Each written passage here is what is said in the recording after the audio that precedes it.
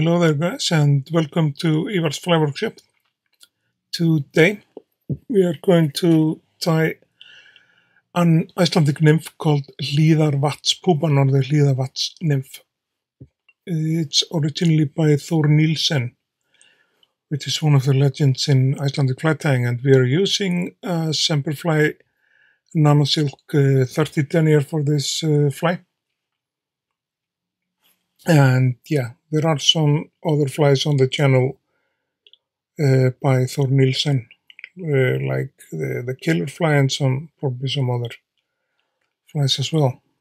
We are using a traditional nymph hook from Ahrex number 12 for this pattern.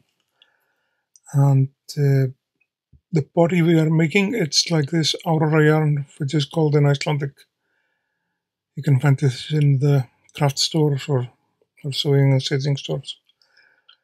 And you're using a golden pheasant, like a tippet for like a collar or a tippet from the bird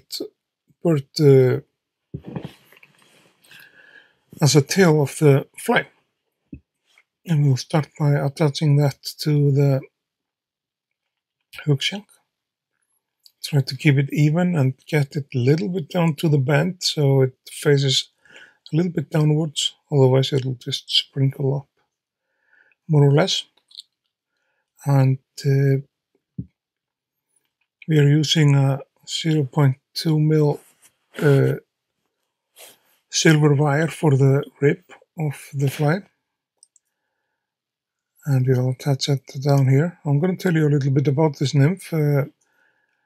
It's gonna probably remind you a little bit of the pattern Watson Fancy, because it has the same basic colors, black and red color in it, and it is a really effective nymph. So, like I said, all Icelandic pattern made by Master Nielsen, Þór Nielsen, and Þór Nielsen was a great angler that fished both in Hlíðarvatn, which this actually fly is named after, and he was fishing in Þingvellir Lake and many other destinations. Þór Nielsen is like in Iceland, like very well known and respected angler. So this fly it's named after Hlíðarvatn in Selvogur. It's in the south of Iceland. Like a paradise for Arctic char fishing, and can get decent sized fish there up to 3 kilograms if you're lucky. I went there last year with 2 friends of mine, and on the very last day we hit like a good fishing, but until then it was rather cold and stuff like that. So we attached the rear part of the body, and then we are counter wrapping the wire around the red wool, the red Aurora yarn, and attach that wire like tightly down here and keep it with our thread tension on it, so before we helicopter it off, so we are not losing anything. And like I said to you guys, this is it's named after Hlíðarvatn, which is like absolute paradise for Arctic char fishing.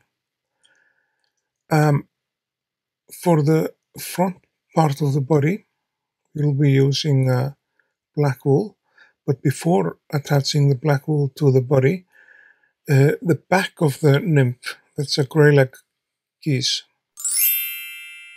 Yeah, remember to like, share, and subscribe, and if you like the video, and if you like the channel very much, I would really appreciate if you donated something to the channel. Like, you can support the channel if you like.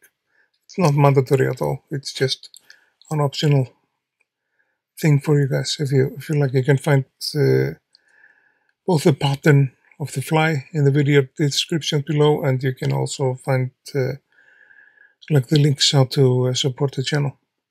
The thorax of the fly, that is this black Aurora yarn, and attach that down to the hook. This is like this material, the Aurora yarn, is used a lot here in Iceland, building flies, both nymphs and even salmon flies. You can use it in so many different ways, and it is actually really easy to work with. It comes in like those pieces I showed you in the beginning of the video, but each thread has like 6 strands in it, so you can separate them. And we are using 3 strands for both the front and the rear part of the fly. And now we are going to take our geese feather and point it forward like this. And we're going to take like tight wraps now to secure it down to the hook shank. And then we are going to trim away the rest of the remaining fibers, but this tiny bush that we are going to, this one we are going to leave it, because if you cut it too close to the thread, where the thread is lying, it can slip back. For the beard of this nymph we are using, you can choose if you want to use black rooster or hen, but in this case hen is more preferable for me personally. It has to do with the length of the feather stems and the length of the fibers as well. So we'll be using a black hen, and I'm going to show you a trick which makes it way easier to work with this stuff. That is to place like a head cement or a varnish on the cutted part. I'll show you here. And just place our stitching needle or sewing needle down to the bottle. It's too much a bit, but just touch it. Just give it a little bit of head cement, just not even just half drop or so. That is gonna make everything way easier to work with. And this applies not only to feathers, it applies to fur, like squirrel. If you're working with squirrel, this is like a really neat trick that I learned from my mentor Jón Sigurðsson. And it also helps to keep the place and make the head of the fly stronger. So definitely recommend this method. And you can see the fly looks pretty good.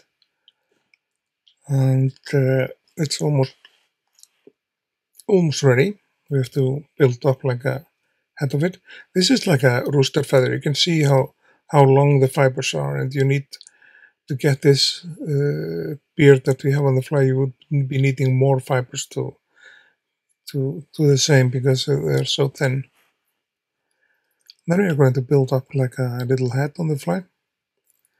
And of course, you can tie this fly with a bead if you like, but I'm tying it in its original version. And it's like so long ago that it was designed, so back then beads were not very common at all. But the final touch of the fly, that is material, Solarez bone cure. That's a UV, like a thin UV resin, which is really easy to apply on heads and gives it a really shiny and hard coat. It's just like that material a lot. So we're going to zap it with our UV torch here, and just wanted to say to you guys, thanks for watching, and remember to like, share, and subscribe to the channel. And I will see you guys in the next video.